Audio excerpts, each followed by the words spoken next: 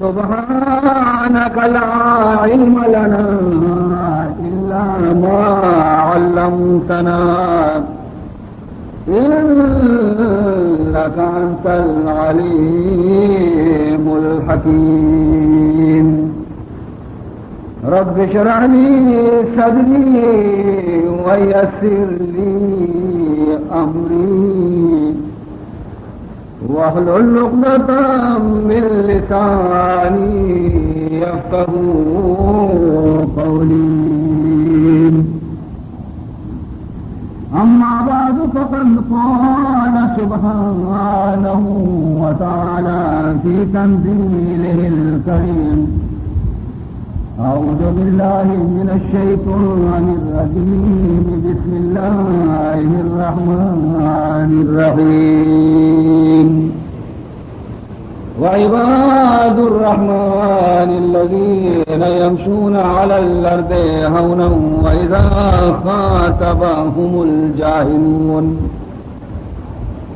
وإذا خاطبهم الجاهلون قالوا سلاما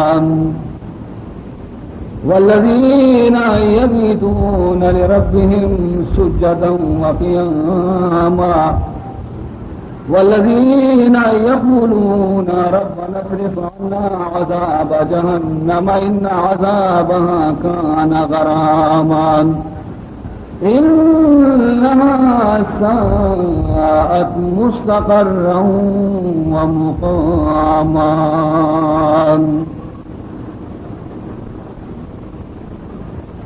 چونکہ گل رفتو گلستان شد خراب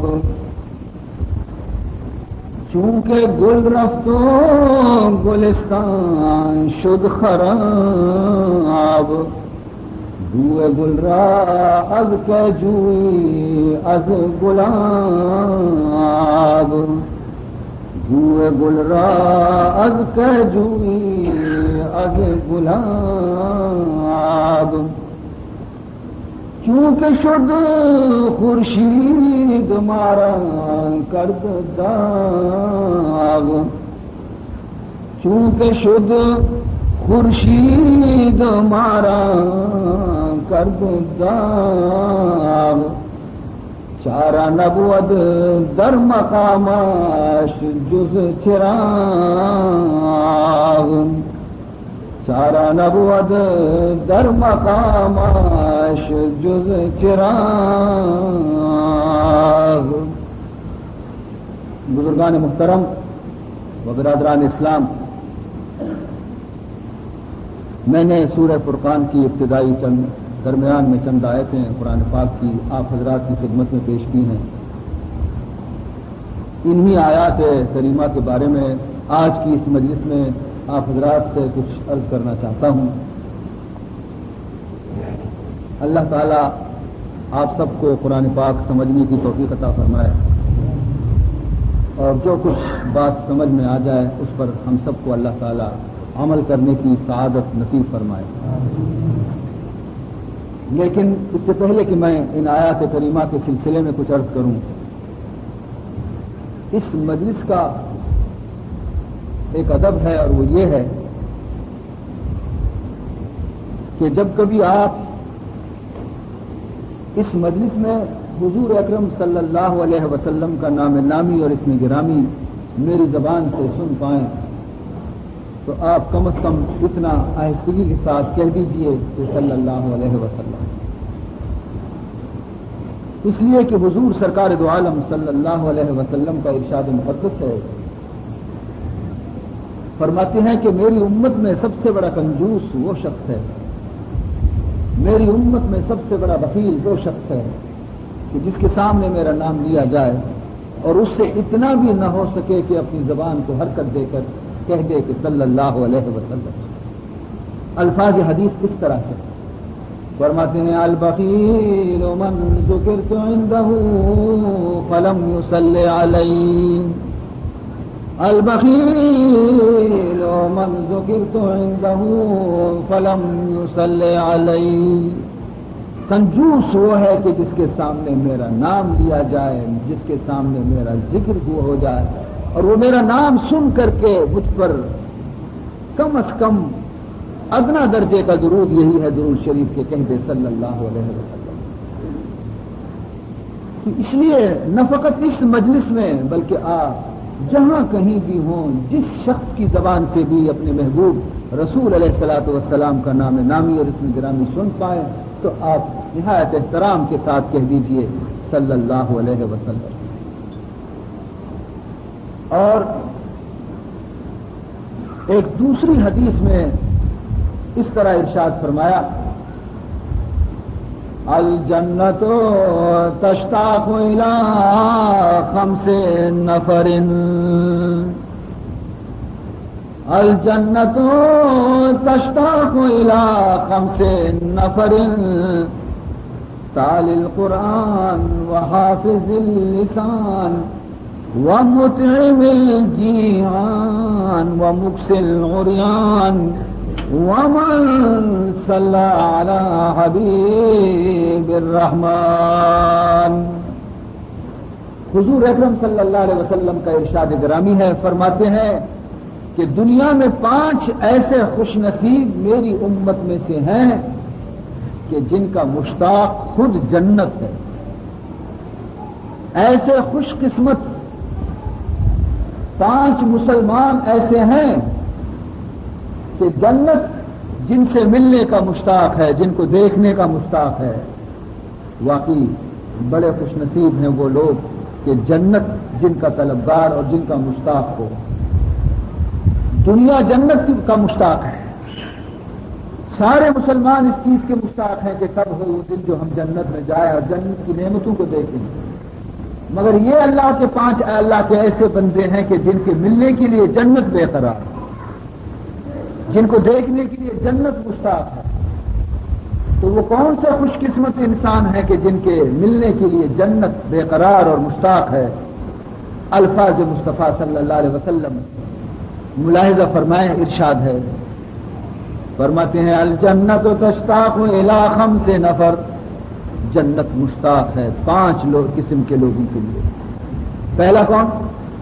تالی القرآن، پہلا وہ شخص ہے کہ جسے قرآن سے اتنی محبت ہے کہ روزانہ اسے سامنے کر کے اس کی تلاوت کرتا ہے، پڑھتا ہے قرآن پاک کو، اپنے فارغ اوقات کو ضائع نہیں کرتا بلکہ آ کے قرآن پاک اٹھا کے اس کی تلاوت کرتا ہے۔ عزیزان محترم، یقیناً قرآن پاک کی تلاوت بہت بڑی سعادت ہے، بہت بڑی دولت ہے، مگر کیا کیا جائے ہمارے اور آپ کے زمانے کا کہ لوگ ناول تو پڑھیں گے، فضول گانے ضرور گائیں گے اور رٹیں گے، فضولیات میں گپیں ضرور ہانکیں گے، ہوٹلوں میں بیٹھ کر کے اپنے وقت کو ضائع کریں گے، مگر قرآن پاک کی تلاوت نہیں کریں گے۔ صبح سویرے ایک وہ زمانہ تھا کہ ہر مسلمان کے گھر سے قرآن کی تلاوت کی آواز آتی تھی، کوئی گھر ایسا مسلمان کا نہیں ہوتا تھا جہاں کے چھوٹے بچوں سے لے کر بڑوں تک قرآن پاک کا آدھا پارا 1 پارا تلاوت نہ کرتا ہو۔ جس گھر میں صبح کو قرآن پاک کی تلاوت نہیں ہوتی تھی تو وہ گھر والے سمجھتے تھے کہ آج کے لیے ہمارا یہ دن جو ہے وہ نحوست کا دن ہے کہ ہم نے قرآن پاک کی تلاوت نہیں کی۔ لیکن آج ایک زمانہ آ گیا کہ قرآن پاک کی تلاوت، اس کا پڑھنا بہت ہی محدود گھروں میں رہ گیا ہے۔ عزیزان محترم، آپ کو معلوم ہونا چاہیے کہ اگر کوئی بندہ خدا سے ملنے کا مشتاق ہو، اگر کوئی بندہ یہ چاہے کہ میں دنیا کے اندر اپنے رب سے ملاقات کر لوں، اگر کسی بندے کی یہ تمنا اور خواہش ہو کہ میں قیامت بہت دور ہے، جنت بہت دور ہے، میں چاہتا ہوں کہ اس دنیا کے اندر اپنے رب کا جمال دیکھوں، تو فرمایا اس طرح گیا ہے کہ اسے چاہیے کہ قرآن کی تلاوت کرے۔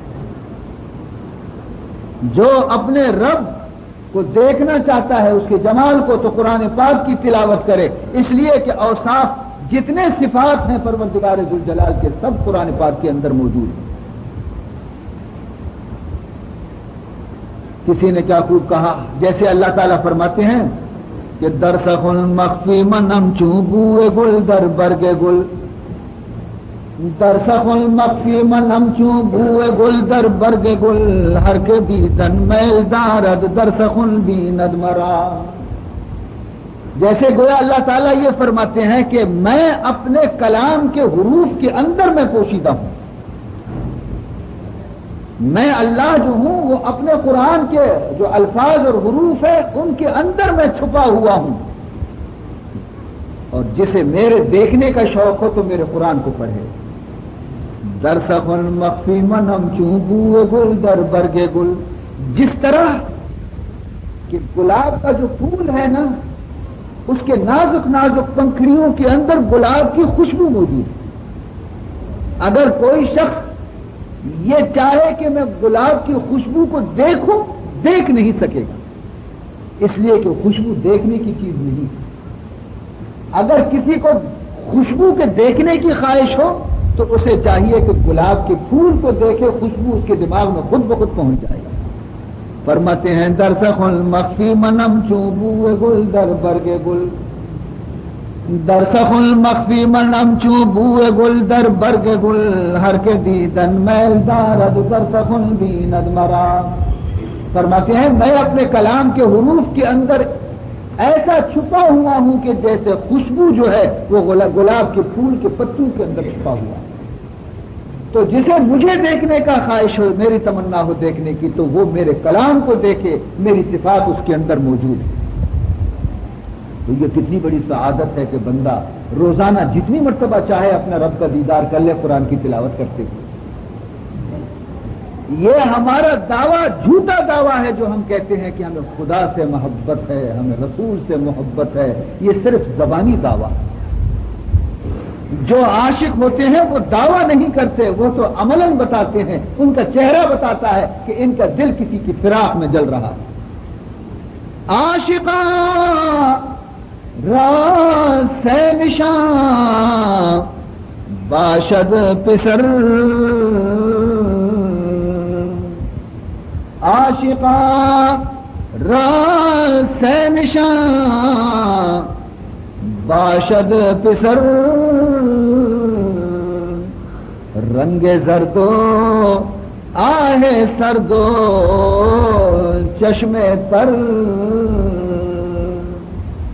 رنگ زردو آہ سردو چشم تر۔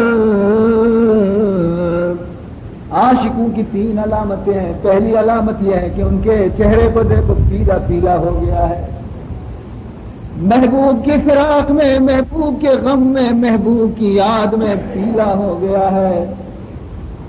اور دوسری علامت یہ ہے کہ وہ اس کو تم دیکھو کہ ہمیشہ اس کے سینے سے ٹھنڈی آہیں نکلتی ہیں، ہمیشہ ٹھنڈی ٹھنڈی آہیں وہ برتا ہے محبوب کی یاد میں۔ اور تیسری علامت یہ ہے کہ اس کی آنکھوں سے آنسو کبھی تھمتے نہیں ہیں، جب کبھی دیکھو تو اس کی آنکھوں میں تمہیں آنسو نظر آئیں گے۔ عاشقاں راز سے نشاں باشد پسر، رنگ زردو آہ سردو چشم تر۔ اور یہ بھی آپ یقین مانیے گا کہ عاشق اپنے محبوب کا کبھی نافرمان نہیں ہوگا، اس کے ایک اشارے پہ وہ اپنی جان قربان کر دیتا ہے، اس کے ایک اشارے پر وہ اپنی جان کو قربان کرتا ہے۔ دیکھو شمع جل رہا ہے اور پروانہ اس کے چاروں طرف پھر پھر کے قربان ہو جاتا ہے۔ وہ عاشق دعوے میں اپنا جھوٹا ہے جو کہے کہ میں عاشق ہوں اور پھر اپنے محبوب کی دل آزاری کرتا ہو اور اسے دکھ پہنچاتا ہو اور اس کا نافرمان ہو، وہ جھوٹا عاشق ہے۔ اس لحاظ سے میں کہتا ہوں کہ ہمارا یہ دعویٰ عشق جو ہے اس کی تکذیب خود ہمارا عمل کرتا ہے، ہمارا عمل ہمارے دعوے کو جھوٹا بناتا ہے، اس لیے کہ سر سے لے کر پیر تک ہم جناب رسول اللہ صلی اللہ علیہ وسلم کے احکامات کو چھوڑے ہوئے ہیں، نہ ہماری صورت محمد جیسی، نہ ہماری سیرت محمد جیسی، نہ ہمارا اٹھنا محمد جیسا، نہ ہمارا کھانا محمد جیسا، ہم تو بالکل الگ تلگ اپنا معاشرت ہم نے بنایا ہے۔ بتاؤ ہم کیسے عاشق ہوئے؟ حضرت اویس قرنی کو جب پتا چلا کہ میدان احد میں سرکار دو عالم صلی اللہ علیہ وسلم کا دندان مبارک شہید ہو چکا ہے، تو اس نے کہا اے اویس تو کیسا عاشق ہے کہ تیرے محبوب کی تو 32 دانت میں سے ایک دانت ٹوٹ گیا ہے اور تیرے 32 کے 32 دانت سلامت ہیں، پتھر اٹھا کے ایک دانت توڑ دیا اپنا۔ پھر اپنے دل میں کہا شاید حضور کا یہ دانت نہ ہو، دوسرا دانت ہو، دوسرا بھی توڑ دیا۔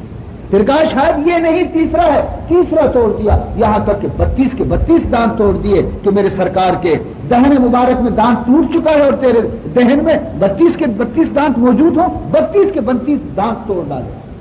اور یہاں سرکار دو عالم فرماتے ہیں کہ مجھے یمن سے محبت کی خوشبو آ رہی ہے۔ اویس قرنی یمن کے باشندے۔ میرے محترم بزرگوں،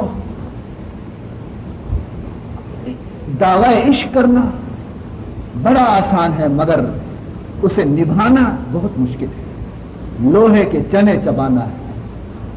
ہاں فرماتے ہیں ترک مالو ترک جانو ترک سر، ترک مالو ترک جانو ترک سر، در حدیث عشق اول منزلہ۔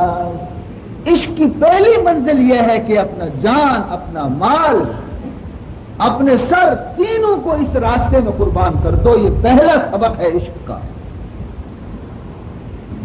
عزیزان محترم، اور حکم بھی یہی ہے کہ جب تک تمہارے دل کے اندر حضور اکرم صلی اللہ علیہ وسلم کی محبت جو ہے وہ تمہارے بیوی سے، تمہارے بچے سے، تمہارے عزیز و رشتہ داروں سے، تمہاری مال و دولت سے، بلکہ خود تمہارے اپنے جان سے بھی بڑھ کر حضور کی محبت، حضور کی ذات عزیز تر اور محبوب تر نہ ہو، اس وقت تک تمہارا ایمان کامل نہیں ہو سکتا۔ میں نہیں کہتا، خود حدیث ہے جناب سرکار دو عالم صلی اللہ علیہ وسلم کی، فرماتے ہیں لا یؤمن احدکم حتی اکون احب الیہ من والدی وولدی والناس اجمعین۔ لا یؤمن احدکم، کوئی تم میں سے کامل مومن نہیں ہو سکتا اس وقت تک جب تک کہ وہ حتی اکون احب الیہ، یہاں تک کہ میں زیادہ محبوب نہ ہو جاؤں اس کے دل کے اندر، کس چیز سے؟ من مالہ وولدہ ووالدہ والناس اجمعین، اس کے مال سے، اس کے بیٹے سے، اس کے باپ سے، اس کی ماں سے، تمام دنیا بھر کے لوگوں سے، بلکہ خود اپنے آپ سے، جب تک کہ میں اس کے دل میں محبوب نہیں ہوں گا ہر چیز سے، اس وقت تک اس کا ایمان کامل نہیں ہو سکتا۔ عشق محبوب خدا ہے دل جسے حاصل نہیں، عشق محبوب خدا ہے دل جسے حاصل نہیں، لاکھ مومن ہو مگر ایمان میں کامل نہیں۔ عشق محبوب خدا ہے دل جسے حاصل نہیں، لاکھ مومن ہو مگر ایمان میں کامل نہیں۔ صحابہ کرام کو یہ حق ہے کہ وہ دعویٰ کرے کہ ہم پروانہ ہیں شمع رسالت کے۔ وہ عاشق تھے۔ عاشق کسے کہتے ہیں؟ جاؤ بلال حبشی کو دیکھو، مصعب ابن عمیر کو دیکھو، عمار ابن یاسر کو دیکھو، صدیق اکبر کو دیکھو، فاروق اعظم کو دیکھو، یہ تھے جانثاران مصطفیٰ، یہ تھے عاشقان رسول۔ ایک ایک صحابی پروانہ تھا شمع محمدی پر، جان نثار کرتا تھا، مال قربان کرتا تھا۔ مرد تو مرد، عورتیں تک فدا ہوتی تھی سرکار دو عالم صلی اللہ علیہ وسلم پر۔ جنگ احد میں جب یہ شیطان نے خبر اڑا دی کہ حضور اکرم صلی اللہ علیہ وسلم شہید ہو چکے ہیں، یہ خبر مدینہ منورہ میں پہنچی۔ مدینہ منورہ میں خواتین اور عورتیں پردنشین تھیں، کیا حال ہوا ان کا جبکہ یہ سنا انہوں نے کہ حضور شہید ہو چکے ہیں۔ اپنے پردے کو چھوڑا، پردہ دار خواتین پردوں سے نکلا، بے قرار ہو گئے کہ خدا جانے کوئی کون آئے، کوئی خبر لے آئے کہ محبوب کیسے ہیں، ان کی حالت کیسی ہے، زخمی ہو چکے ہیں، या नसीब दुश्मना खराब हो चुका है, लेकिन उन्हें सब्र नहीं आया कि हम इतने दिन कैसे सब्र से गुजारे जब तक कि कोई उहद से आ जाए। चंद औरतें बेकरार होकर के मदीना मुनव्वरा से निकल के उहद पहाड़ी के मैदान की तरफ रवाना हो गई कि हम खुद जाकर के मालूम कर लें। सबसे आगे एक खातून थी जो इस जंग के अंदर उसका शौहर, उसका भाई और उसका बाप, ये तीनों इस जंग में शरीक थे और तीनों शहीद हो चुके थे, मगर इस खातून को कुछ उनका पता नहीं था। तीनों शहीद हो चुके।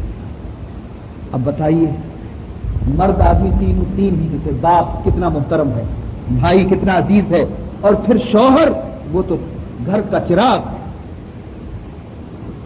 ये तीनों दौलतें उससे लुट चुकी थी, मगर उसे इल्म नहीं। वो निकला किस लिए कि जाकर के अपने महबूब सरकार दो आलम की खैरियत मालूम कर ले।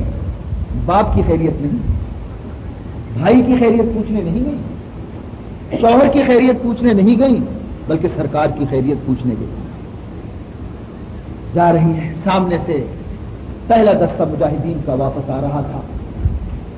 इसने बढ़ के कहा कि माज़ा फ़ुइला बिहबीबी मुहम्मदिन, है आने वालों, मुजाहिदों, बताओ जरा खुदा के लिए कि मेरे महबूब मोहम्मद कैसे हैं। माज़ा फ़ुइला बिहबीबी मुहम्मदिन। उन्होंने इस खातून को पहचान लिया कि ये तो फलानी खातून है, बेचारे का बूढ़ा बाप शहीद हो गया। तो वो कहने लगे कि अल्लाह तुम्हें सब्र दे, बेचारी तुम्हारे वालिद जो हैं इस जंग में शहीद हो चुके। कहने लगी कि मैंने बाप के बारे में तो नहीं पूछा, मैंने ये कब पूछा तुमसे कि मेरे अब्बा कैसे हैं। मैंने तो अपने महबूब के बारे में पूछा, मेरे महबूब मेरे नबी कैसे हैं। कहा अल्हम्दुलिल्लाह वो खैरियत से हैं, तशरीफ ला रहे हैं। कहने लगी कसम खुदा की, जब तक इन दोनों आंखों से उसे नहीं देखूंगा सलामती के साथ मुझे करार नहीं आता, मैं खुद जाके देख लूंगी। आगे बढ़ती, दूसरा दस्ता मुजाहिदीन का वापस आ रहा था उहद से मदीने की तरफ। इसने बेकरारी के आलम में जाके पूछा, माज़ा फ़ुइला बिहबीबी मुहम्मदिन। खुदारा जल्दी से मुझे बता दो कि मेरे महबूब मोहम्मद कैसे हैं। तुम्हारे अंदर तो वो मौजूद नहीं है, मैं उन्हें नहीं देख रही। कहा गया कि वो सलामत हैं, तशरीफ ला रहे हैं, मगर तुम्हारे अंदर वो मौजूद नहीं। बताओ मेरे महबूब कैसे हैं। इन्होंने भी इस खातून को पहचान लिया और कहने लगे कि हमें अफसोस है कि आपका नौजवान भाई जो है इस जंग में शहीद हो चुका है। ये दूसरा जख्म लग गया। पहला जख्म वालिद का, बूढ़े बाप का, दूसरा जख्म भाई का। लेकिन इसने कहा कि तुम लोगों को हुआ क्या है। मैंने भाई के बारे में सवाल नहीं किया, तुम मुझे भाई की खैरियत बताते हो या उनके हाल बताते हो। ये बताओ कि मेरे महबूब नबी कैसे हैं। वो कहने लगे कि अल्हम्दुलिल्लाह वो खैरियत से हैं, तशरीफ ला रहे हैं। कहा मुझे इत्मीनान नहीं जब तक कि आंखों से न देखो। आगे बढ़ती है मुसलमानों, एक औरत है, एक खातून है, चुनाचे आगे बढ़ती है। तीसरा दस्ता मुजाहिदीन का मदीने की तरफ आ रहा था। इसमें भी उन्होंने रसूलुल्लाह को नहीं देखा, बेकरार हो गई। बढ़ के कहने लगी, माज़ा फ़ुइला बिहबीबी मुहम्मदिन, मेरे महबूब मोहम्मद का क्या हाल है, वो कैसे हैं। मुजाहिदीन ने खातून को पहचान लिया, मदीने की नामवर खातून थी। वो कहने लगे, खातून हमें अफसोस है कि तुम्हारा शौहर इस जंग में शहीद हो चुका है। गोया के घर का चिराग भी बुझ गया, औरत का सुहाग लुट गया। लेकिन इस खुदा की बंदी ने, ये तीसरा जख्म लग गया उसके दिल पर। तीन ही तो आदमी थे, तीनों शहीद हो चुके, मगर उसने कहा कि मैंने शौहर के बारे में तो नहीं पूछा था। ये तुम लोगों को हुआ क्या है, मेरे सवाल का जवाब क्यों नहीं देते। जरा जल्दी से बताओ कि मेरे नबी मोहम्मद कैसे हैं। चुनाचे کہنے لگے کہ وہ خیریت سے ہیں، بس ہمارے پیچھے ہمارے بعد تشریف لائے۔ کہا نہیں، آنکھوں سے جب تک نہ دیکھوں قرار نہ آ جائے۔ آگے بڑھتی ہیں، سامنے سے ایک دستہ سوار کا نظر آتا ہے، غبار ہے۔ جب غبار چھٹ گیا، سامنے سے چہرے انور چمکتا ہوا نظر آ گیا۔ اس خاتون کے جیسے بدن میں جان آ گئی، دوڑ دوڑ کے تڑپ تڑپ کے حضور کے رکاب کو پکڑ کے بوسا دیا۔ بڑھ کر اس نے رخ انور کو جو دیکھا تو کہا، بڑھ کر اس نے رخ انور کو جو دیکھا تو کہا، تو سلامت ہے تو پھر ہے یہ رنج و علم، تو سلامت ہے تو پھر یہ ہے رنج و علم۔ جب حضور کو خیریت کے ساتھ انہوں نے دیکھا، رکاب کو بوسا دیا، کہا بس اے حضور آپ سلامت ہیں تو کوئی غم مجھے نہیں، نہ شوہر کا، نہ باپ کا، نہ بھائی کا، خدا آپ کو سلامت رکھے۔ آگے کہتی ہے، میں بھی اور باپ بھی، شوہر بھی، برادر بھی فدا، میں بھی اور باپ بھی، شوہر بھی، برادر بھی فدا، اے شہیدی تیرے ہوتے ہوئے کیا چیز ہے ہم، اے شہیدی تیرے ہوتے ہوئے کیا چیز ہے ہم۔ بتاؤ، یہ تھے عاشق مصطفیٰ کہ ہم ہیں؟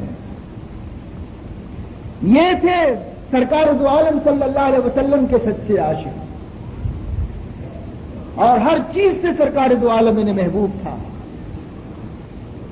ہمیں پہلے اپنا نفس پیارا ہے، اپنا بیٹا پیارا ہے، اپنی دولت پیاری ہے، ہر چیز ہمیں پیاری۔ جب اس میں سے ختم ہوا، سب کی محبت دل میں جگہ دے دی، اب اگر چھوٹی سی جگہ دل میں رہ گئی تو کہنے لگے ہاں بھائی حضور بھی پیارے تھے۔ جن کا نمبر سب سے پہلے ہونا چاہیے اس کو ہم نے سب سے آخر میں جگہ دی۔ حضور کی بات اس وقت مانیں گے جب بیٹا ناراض نہ ہو، جب بیوی ناراض نہ ہو، جب بچے ناراض نہ ہو، جب تجارت خراب نہ ہو جائے، جب کاروبار خراب نہ ہو جائے، پھر حضور سے محبت ہے۔ جہاں دونوں میں ٹکر ہو گیا کہ اگر حضور سے محبت کرو گے، حضور کی بات کو مانو گے تو بھائی بیٹا ناراض ہوگا، اس کی شادی میں ہم نے کیوں ڈھولک نہیں بجوایا، کیوں ناچ نہیں کروایا، کیوں خلاف شریعت کام نہیں کرا، کیونکہ بیٹا ناراض ہوگا، کہے گا میں دریا میں اپنے کو ڈبو دوں گا۔ یہ ہمت کون لائے کہ بیٹا جائے تو چلا جائے مگر میرے سرکار کا دل ناراض نہ ہو جائے؟ ایسا جوہر کون لائے؟ شیطان تو اسی لیے بیٹا ہے۔ قرآن کھول کے پڑھیں، الشیطان یعدکم الفقر وَيَأْمُرُكُمْ بِالْفَحْشَاءِ۔ کیا کہتا ہے قرآن؟ اللہ تعالیٰ فرماتے ہیں کہ جب کوئی نیک کام کرنے کے لیے کچھ خرچ کرنے کا موقع آتا ہے، بھائی یہ مسجد بنانی ہے، یہ مدرسہ بنانا ہے، یہ طالب علموں کی خدمت کرنی ہے، یہ کسی عالم کی خدمت کرنی ہے، یا فلانا نیک کام کرنا ہے، کسی یتیم کسی بیوہ کی مدد کرنی ہے، تو شیطان آ کے کان میں کیا پھونکتا ہے؟ الشیطان یعدکم الفقر، وہ آ کے تمہیں ڈراتا ہے، دیکھو بھائی ہمیشہ تندرستی نہیں، ہمیشہ جوانی نہیں، ہمیشہ پیسہ کمانا نہیں، آخر ایک دن بوڑھے ہو جاؤ گے، کام نہیں ہوگا، بسترے پہ پڑے رہو گے، یہ پیسہ تم یوں جوانی کے پیسے کمائے ہوئے خیرات کرتے پھرو گے، فاقے رہو گے، فاقے مر جاؤ گے، بھوکے مر جاؤ گے، تیرے بس پاس کچھ نہیں رہے گا۔ اسی لیے جو کمایا ہے اسے سنبھالو، آگے بیماری ہے، بیکاری ہے، بے روزگاری ہے، پھر یہ پیسے تمہارے کام آئیں گے۔ وَيَتِيمًا، دوسرے دن یتیم کو دیا، وَأَسِيرًا، تیسرے دن قیدی کو دیا، اور پھر یہ کہتے ہیں کہ بھائی ہم نے کس لیے دیا ہے؟ إِنَّمَا نُطْعِمُكُمْ لِوَجْهِ اللَّهِ، ہم نے اس کو دیا ہے تاکہ ہمارا رب راضی ہو جائے. کوئی اور غرض نہیں، نہ نام کی غرض ہے، نہ نمود کی غرض ہے، نہ شہرت چاہتے ہیں، کچھ نہیں چاہتے. ہم صرف یہ چاہتے ہیں کہ ہمارا رب ہم سے راضی ہو جائے. لا نريد منكم جزاء ولا شكورا. ہم تم سے نہ کوئی اس کا معاوضہ چاہتے ہیں اور نہ کوئی اس بات کی تمنا کرتے ہیں کہ تم ہمارا شکریہ ادا کرو. کچھ نہیں چاہتے، یہ چاہتے ہیں کہ رب راضی ہو جائے. میرے محترم بزرگوں بتاؤ، یہ تھے حضرات کھانا دینے والے. کھانا دیتے ہیں اور بھول جاتے ہیں، یہ نہیں کہتے کہ فلانے کو دیا، فلانے کو دیا، فلانے کو دیا. نہیں، بھول گئے، اس لیے کہ اس کا عوض اس کو جس کا خدا کی طرف. اور ہم فرماتے ہیں وہ چیز خدا کے راستے میں دے دو جو سب سے زیادہ پیارا ہو. سب سے زیادہ پیاری چیز خدا کے راستے میں دے دو. ہم کیا کرتے ہیں؟ جو سب سے زیادہ ناپسندیدہ چیز ہے، جو ہمارے کام نہیں آتا، وہ خدا کے راستے میں دے دو. کتنا بڑا فرق ہے. عزیز محترم، ایک دفعہ ایک بچہ ایک پلیٹ فیرنی کا اٹھا کے اپنے استاد کے پاس مسجد میں آیا. استاد جی، یہ فیرنی کا پلیٹ ہے، اماں جی نے دیا ہے، ہم نے آج فیرنی پکایا ہے، یہ آپ کا حصہ ہے. تو امام صاحب نے دیکھا اتنا چھوٹا سا پلیٹ تو ہے، مسجد میں اس وقت کوئی دوسرا ہے نہیں، تو میں کھا کے صاف کر کے واپس پلیٹ دے دوں. بچہ ابھی موجود تھا. تو اس نے جو انگلی سے اس کو کھانا کے لیے ابتدا کیا کہ کھاؤں، تو لڑکا کہنے لگا استاد جی اس طرف سے مت کھانا، اس طرف سے کھانا. عجیب، ایک ہی تو پلیٹ ہے، اس طرف سے نہیں کھانا، اس طرف سے کھانا. کیوں بیٹا کیوں؟ اس طرف سے کیا ہے؟ اس طرف نہیں کھانا، اس طرف کھانا. نہیں، ذرا یہ پلیٹ پڑا ہوا تھا، کتے نے آ کے یہاں منہ مارا اس طرف. تو کتے نے منہ مارا تو کہا بھائی یہ تو بھی گندا ہو گیا، کیا کرے؟ کہا جاؤ ملا جی کو دیا. اپنے کام کا نہیں رہا تو اب یہ جا کر کے خدا کے نام پر دے. کتنے افسوس کی بات ہے. لن تنالوا البر حتى تنفقوا مما تحبون. جب تک تم اپنی محبوب چیز کو خدا کے راستے میں نہیں دو گے، تم قیامت کے نیکیوں کو، فلاح و کامیابی کو حاصل نہیں کر سکو گے. اور فرماتے ہیں وہ مقصل اوریان. چوتھا وہ آدمی کی جنت جس کا مشتاق ہے، وہ شخص ہے جو ننگوں کو کپڑے پہناتا ہے. کسی کو دیکھا کہ بیچارے کا پیبند لگا ہوا ہے، بیچارے کا سطر کھل رہا ہے، فوراً ایک جوڑا نیا بنا کر کے دے دیا، لو بھائی یہ پہن لو. کسی نمازی کو پہنا، کسی نمازی کو کھانا کھلاؤ. بعض لوگ خیرات کرتے ہیں مگر ایسے لوگوں کو دیتے ہیں کہ جن کا چرس کا گولی ختم ہو گیا، جس کو مارفیا کا انجیکشن لگانا ہے تو وہ آ کے کہتے ہیں بھائی کچھ دیر ہو، ذرا نشے کا وقت ہو گیا. یہ غلط چیز ہے. ولا یاکل طعامک الا تقی. ایسے لوگوں کو اپنے دسترخوان میں شریک کھانا بنا دو جو خدا کے نیک بندے. وہ نماز پڑھیں گے، وہ دعا مانگیں گے، وہ عبادت کریں گے، اس سے تمہیں اجر ملے گا. ایسے آدمی کو دینا غلط ہے کہ جو تمہارے پیسوں کو لے کر کے سینما جا کر کے دیکھے، شراب جا کر کے پیے، چرس کی گولی لے کے استعمال کرے. نیک بندوں کی خدمت کرو، اللہ کے نیک بندوں کی خدمت کرو. اور میرے محترم بزرگوں، آخری چیز جس کے لیے میں نے یہ پوری حدیث تلاوت کی ہے، آخری جو 5 آدمیوں میں سے آخری شخص ہے اس کے بارے میں فرماتے ہیں ومن صلی علی حبیب الرحمن. فرماتے ہیں 5واں شخص وہ ہے کہ جنت جس کا مشتاق ہے وہی شخص ہے کہ جس نے محبت کے ساتھ حضور اکرم صلی اللہ علیہ وسلم پر نہایت ہی سکون اور خاموشی کے ساتھ درود شریف پڑھا. اندازہ لگا لیجئے گا کتنا بڑا ثواب اور کتنا بڑا اجر ہے. اس سے محبت بڑھتی ہے. جس سے محبت ہوتی ہے اسے کثرت سے یاد کیا جاتا ہے. جس سے محبت ہوتی ہے ہر جگہ اسی کا ذکر کیا جاتا ہے. اگر حضور سے محبت ہے تو ہر وقت اسی کا ذکر ہونا چاہیے. بہرحال بات بہت لمبی ہو گئی لیکن مفید باتیں تھیں. صرف یہی دعا مانگی ہے کہ اللہ تعالیٰ ان باتوں پر ہم سب کو عمل کرنے کی توفیق عطا فرمائے. اب وہ آیات کریمہ جو میں نے تلاوت کی ہیں ان کے بارے میں سنیے گا.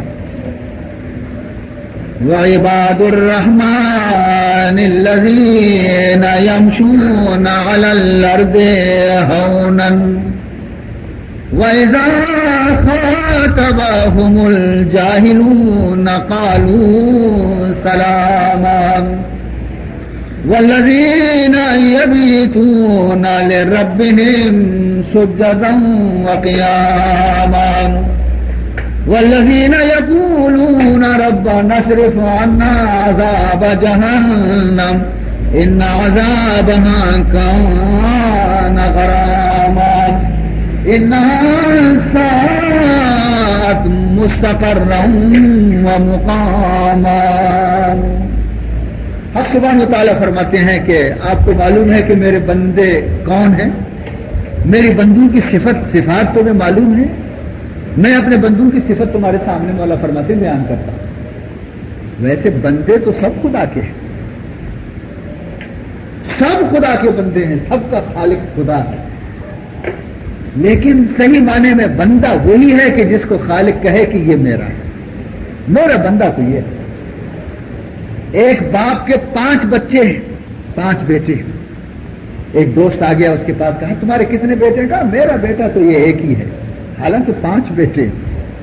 وہ کیوں کہتا ہے کہ میرا تو بیٹا ایک ہی ہے؟ یہ ہے کیوں؟ اس لیے کہا کہ میرے خدمت یہ کرتا ہے، میری بات کو یہ مانتا ہے، باقی میرے نافرمان ہیں، میرے لیے وہ مر چکے ہیں۔ کہتا ہے کہ نہیں، وہ نافرمان ہیں، انہوں نے مجھے دکھ پہنچایا ہے، وہ میرے نہیں ہے، میرا بیٹا یہ، حالانکہ وہ بھی اس کے بیٹے۔ اسی طریقے پر اللہ تعالیٰ فرماتے ہیں کہ میرے بندے تو وہ ہیں کہ جن کے اندر یہ صفات موجود ہوں، جن کے اندر یہ صفات ہیں وہ میرے ہیں، جن کے اندر یہ صفات نہیں وہ میرے نہیں ہیں۔ یوں تو قرآن پاک میں اسی سلسلے میں بہت ساری صفات آئی ہے، مگر میں نے صرف چند صفتیں بیان کرنا ہے مقصود ہے، میں نے وہی تلاوت کی۔ بنیادی چیز فرماتے ہیں، پہلی صفت فرماتے ہیں عباد الرحمن، رحمان کے بندے کون ہیں؟ پہلی صفت الذین یمشون علی الارض ہونا، پہلی صفت یہ ہے کہ میرے بندوں کے دل کے اندر بڑائی کا نام و نشان نہیں ہے۔ کبر، تکبر، غرور، بڑاپن، بڑائی، یہ اس کی خوشبو بھی ان کو نہیں دی۔ ایسے میرے عاجز بندے کو، میرے بندے وہ ہیں جو میرے آگے جھکتے، عاجز۔ یمشون علی الارض ہونا، اتنے عاجز ہیں کہ حتیٰ کہ رفتار میں بھی عاجزی، چلنے میں بھی عاجزی سے چلتے ہیں، غرور سے نہیں چلتے، سینہ تان کے گردن اونچی کر کے نہیں چلتے۔ ایک اور آیت میں اللہ تعالیٰ فرماتے ہیں وَلَا تَمْشِ فِي الْأَرْضِ مَرْحًا، مولا فرماتے ہیں کہ میری زمین پر ہے بندے ناز سے مت چلا کر، اکڑ اکڑ کے مت چلا کر، گردن اونچی کر کے سینہ تان کے پاؤں کو زور زور سے مار مار کے مت چلا کر۔ کیوں؟ اس لیے کہ تو کمزور بندہ ہے۔ فَإِنَّكَ لَن تَخْرِقَ الْأَرْضَ وَلَن تَبْلُغَ الْجِبَالَ طُولًا، اس لیے کہ تو جتنا بھی اپنے زور سے پاؤں رکھو زمین پر تو تمہارے پاؤں میں درد پڑ جائے گا، مگر میری زمین پھٹ نہیں جائے گی۔ تم زور زور سے چلنے سے آپ میری زمین کو پھاڑ نہیں سکو گے، تو پھر کیوں رفتار بدل دیا تم نے اپنا؟ تم تو کمزور ہو۔ اور اسی طریقے پر گردن اونچی کر کے مت چلنا، وَلَن تَبْلُغَ الْجِبَالَ طُولًا، کتنی ہی گردن اونچی کرو مگر میرے پہاڑ تم سے زیادہ اونچے، اس کی اونچائی تک تمہاری گردن نہیں پہنچ سکے۔ فرماتے ہیں کہ غرور اور تکبر مجھے اپنے بندے کا پسند نہیں۔ ہاں، موقع جب آئے دشمن کو زیر کرنے کا، کافروں کے ساتھ مقابلہ ہو رہا ہے، تو پھر اپنی شان کو ظاہر کرو، وہاں سر اونچا کرو، وہاں سینہ تان کے نکلو۔ اپنے بھائیوں کے اندر زمین پہ چلتے ہو، وہاں کس کے آگے سینہ تانتے ہو؟ کہاں کیوں گردن اونچی کرتے ہو؟ کیوں اترا اترا کے چلتے ہو خدا کی زمین پر؟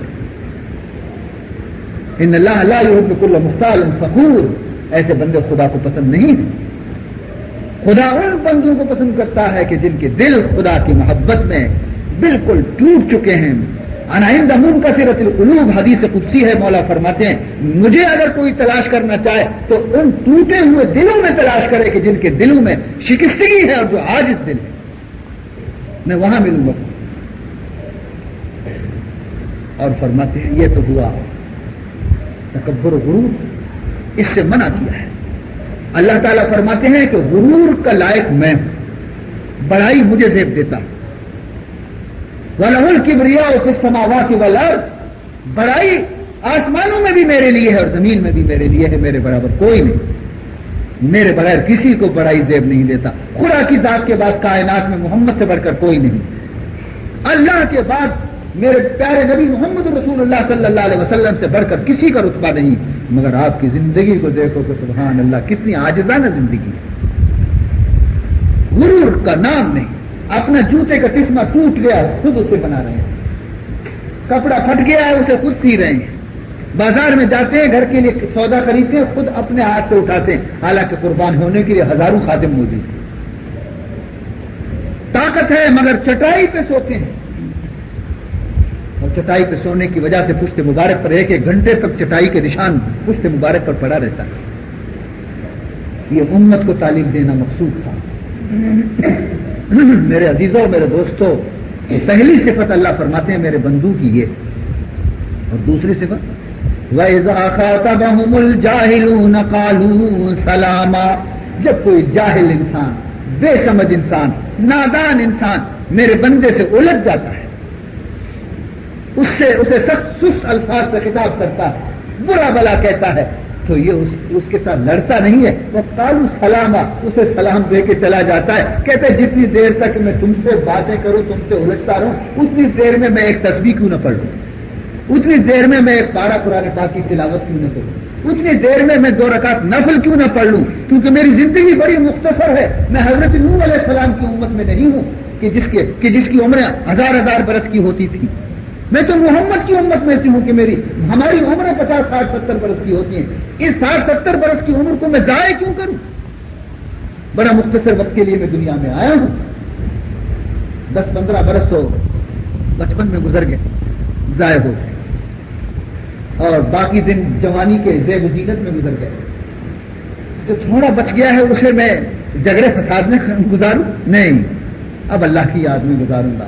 کوئی الجھنا چاہتا ہے تو کہتے ہیں السلام علیکم بابا تم سچے بے جھوٹا. ختم. کون کرتا ہے؟ نفس یہ گوارا کرتا ہے؟ نہیں. نفس تو کہتا ہے اینٹ کا جواب پتھر سے دو. کیا میں اتنا کمزور ہوں تو فلانا مجھے اس طرح دبا؟ نہیں بھائی. یہ لوگ بڑے اللہ کے نیک بندے ہوتے ہیں. خدا ایسو کی تعریف کرتے ہیں ایسو کی تعریف کرتے ہیں.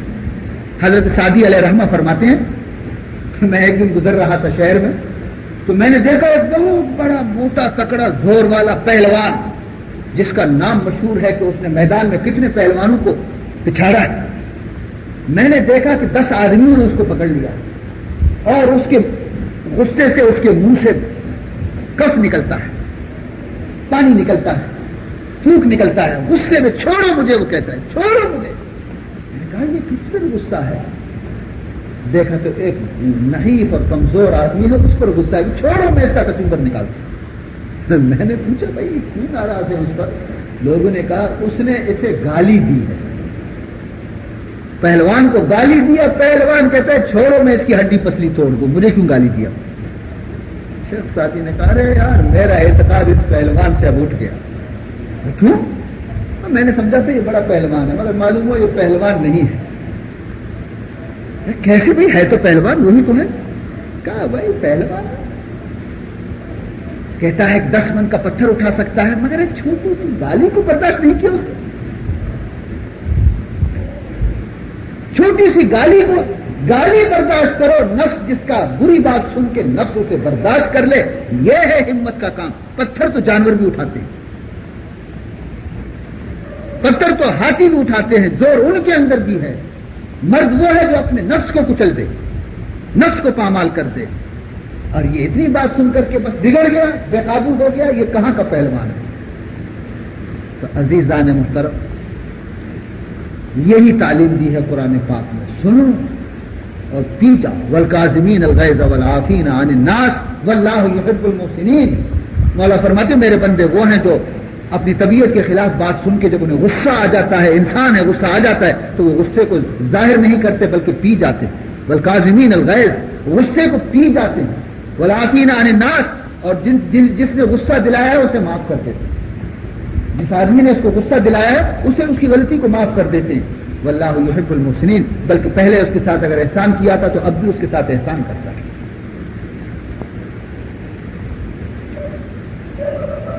یہ دوسری صفت. اور تیسری صفت فرماتے ہیں والذین یبیتون لربہم سجدا وقیاما. میرے بندوں کی تیسری صفت یہ ہے جب دنیا سو جاتی ہے, جب دنیا اپنے نرم گرم بستروں میں چلی جاتی ہے, جب رات کی تاریکی آ جاتی ہے, جب خاموشی آ جاتی ہے, دنیا والے اپنے اپنے خمے ہوئے خواب ہو جاتے ہیں گھروں میں, تو یہ جو میرا بندہ ہے یہ اپنے نرم گرم بستر چھوڑ کر کے وضو کرتا ہے, مصلی بچاتا ہے, میرے آگے کھڑے ہو کر کے رونا شروع کر دیتا ہے. والذین یبیتون لربہم سجدا وقیاما. ان کی راتیں اس طرح سے گزرتی ہیں, کبھی سجدے میں پڑے ہوئے ہیں, کبھی قیام میں کھڑے ہیں, کبھی رکوع میں کھڑے ہیں, گناہوں کو یاد کرتے ہیں, روتے ہیں. تہجد گزار ہیں میرے بندے. تنہائی میں جب دنیا سوتی ہے یہ اپنے رب سے اپنے عرض و معروضات کو پیش کر کے روتے ہیں, گناہوں کی معافی مانگتے ہیں. کوئی شخص ولی نہیں بن سکتا, عارف نہیں بن سکتا جب تک کہ نماز تہجد کا پابند نہیں ہوگا. عزیزان محترم, یاد کرنا, اللہ فرماتے ہیں میرے بندوں کی خصوصی صفت یہی ہے کہ وہ راتوں کو میرے آگے سر بسجود ہوتے ہیں. یہی وہ وقت ہوتا ہے جب خدا کی رحمت قریب آ جاتی ہے, جب بندے کی دعا قبول ہوتی ہے, جب اللہ کی بارگاہ میں آنسو شرف قبولیت حاصل کرتے ہیں. حضرت خواجہ بایزید بستامی رحمت اللہ تعالی علیہ بہت بڑے بزرگ گزرے, سلطان الاولیاء ہے. ان کے بڑے مرید تھے بستام شہر کے اندر. لوگوں کو اس سے کافی فائدہ ہوا, لوگوں نے داڑیاں رکھنی شروع کی, لوگوں نے نماز پڑھنا شروع کیا, لوگوں نے قرآن پاک کی تلاوت کرنی شروع کی, بڑے نیک بن گئے. شیطان کو یہ بات کیسے پسند آ گیا کہ لوگ جنتی بن جائیں, لوگ جنتی بن جائیں, شیطان کو یہ بات گوارا نہیں تھی. تو شیطان نے کیا کیا, ایک حسین بدچلن فاحشہ عورت کے کان میں پھونک دیا کہ فلاں شہر میں جا, کمائی بڑی زیادہ ہے.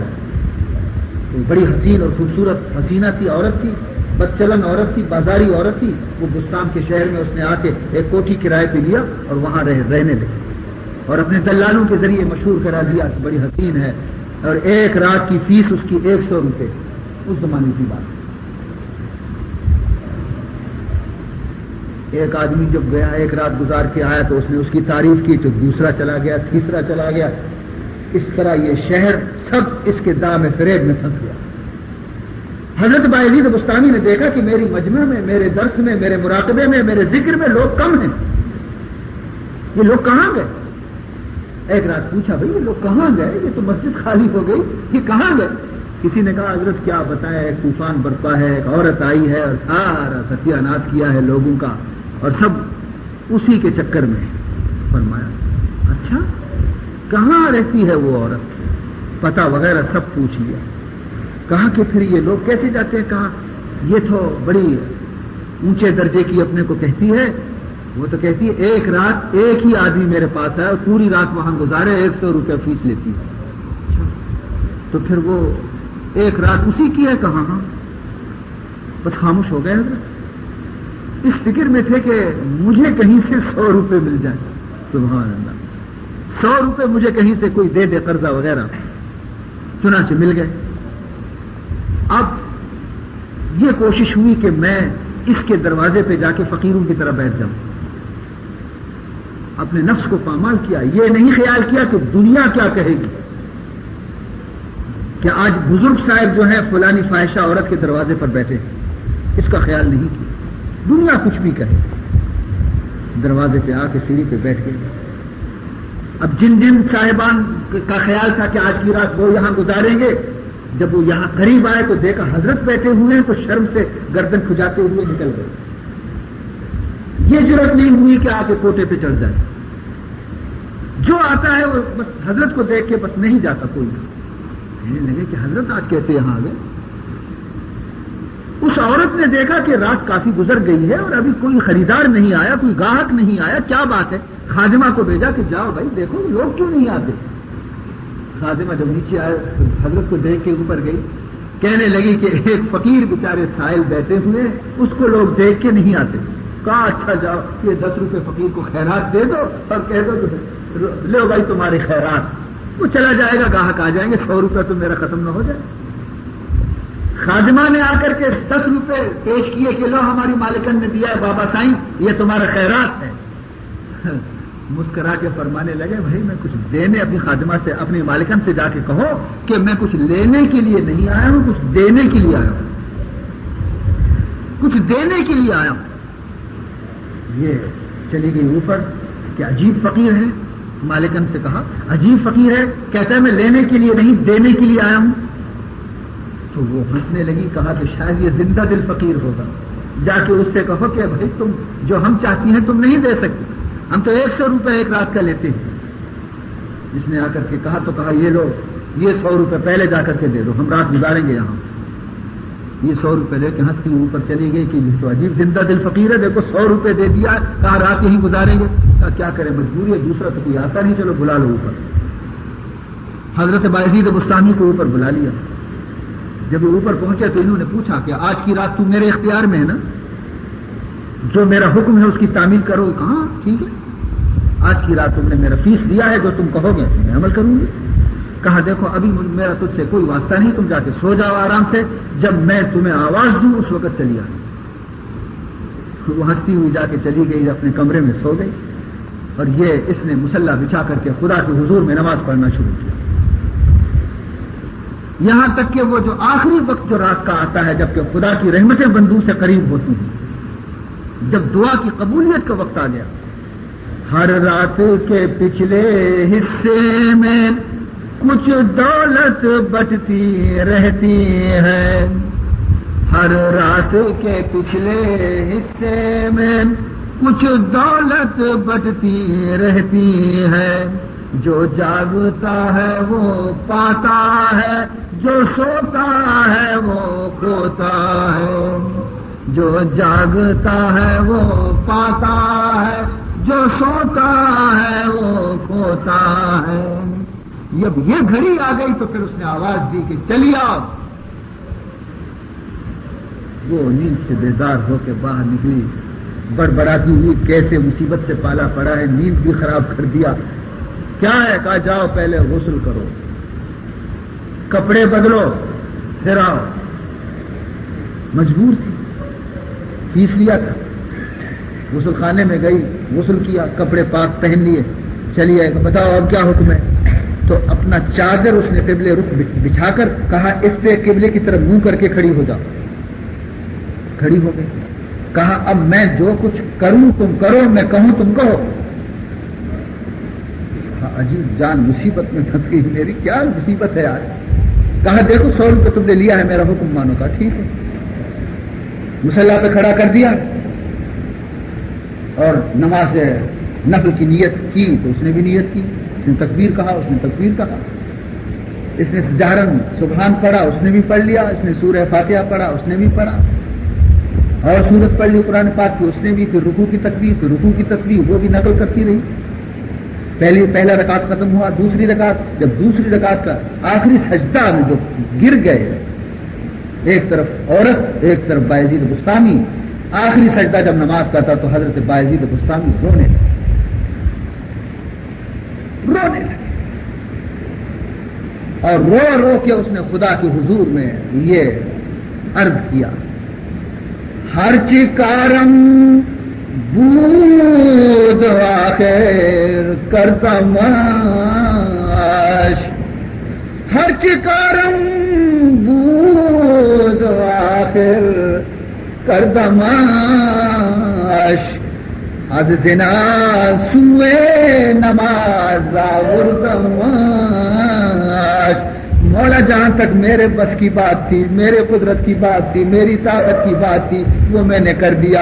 آج کی رات میں نے اس کو زنا سے بچا کر کے تیری مصلی پہ لا کے کھڑا کر دیا.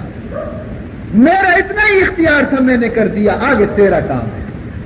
ہر چکارم بود آخر کردماش, وقدنا سوئے نماز آوردماش, بس رجوع قلبی مولا کارے ترام پس رجوع قلبی کارے ترا قلبہ قلب طفیل مصطفیٰ قلبہ قلب طفیل مصطفیٰ۔ اے مولا اب اس کا دل کا بدلنا، اس کے دل کو تبدیل کرنا، دل کے اندر زنا کی نفرت پیدا کرنا، دل کے اندر اپنی محبت کو ڈالنا، یہ تیرا کام ہے۔ دل کا بدلنا تیرا کام ہے، میرا جو کام ہے وہ ختم ہو چکا، تیرا کام رہ گیا۔ مولا اپنے پیارے نبی کی صدقے میں اس کے دل کو بدل دے۔ بس یہ دعا ختم نہیں ہوا تھا کہ وہ خاتون سجدے میں رونے لگی، دل بدل گیا۔ دعا کی قبولیت کا وقت تھا، آنسو ہیں کہ بہ رہے ہیں۔